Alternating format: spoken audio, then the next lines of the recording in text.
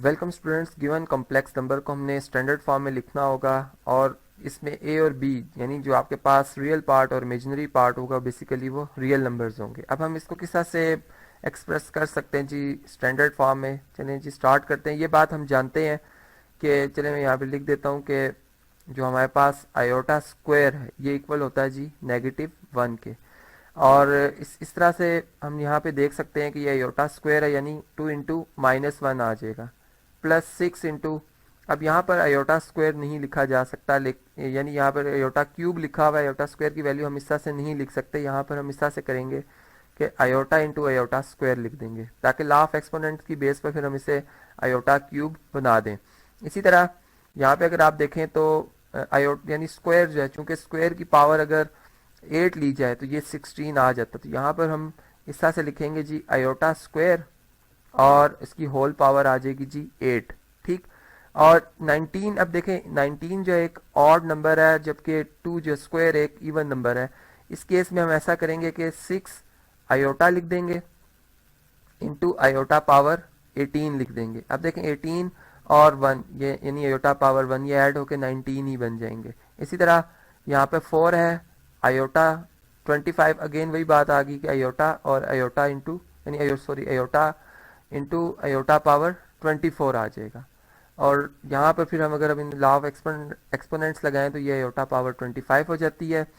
अब देखें जी यहाँ पर ये बनता है -2, ये बन जाएगा 6 इंटू आयोटा इंटू -1 यानी आयोटा स्क्वायर की वैल्यू यहाँ पे हमने लिखी +3, यहाँ भी -1 आ जाएगा, इसकी पावर 8 आ जाएगी।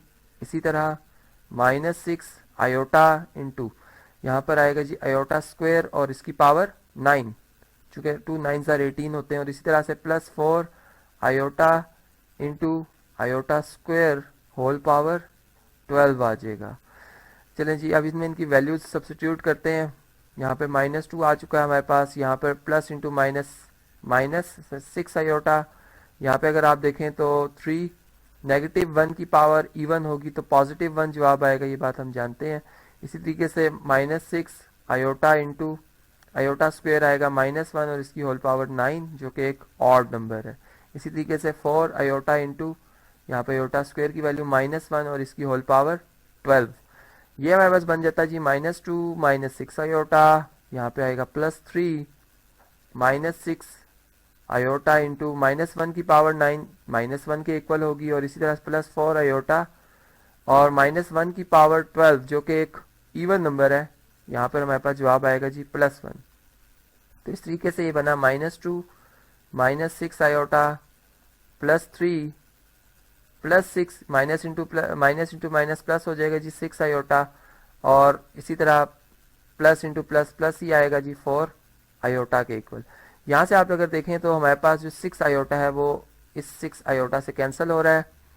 और यहाँ पर फिर हमारे पास -2 +3 1 आ जाएगा, यानी 3 - 2 1 और +4 आयोटा। तो यहाँ से हमने समझा कि ये जो हमारे पास अब जो गिवन कॉम्प्लेक्स नंबर था वो अपनी स्टैंडर्ड फॉर्म में लिखा जा चुका है, जिसको हम a + आयोटा b की शेप में देख सकते हैं। यहाँ पर हम ये बात देख रहे हैं कि हमारे पास जो a है यानी रियल पार्ट है वो 1 है, और जबकि इमेजिनरी पार्ट जो है वो हमारे पास क्या आ रहा है जी 4 आ रहा है।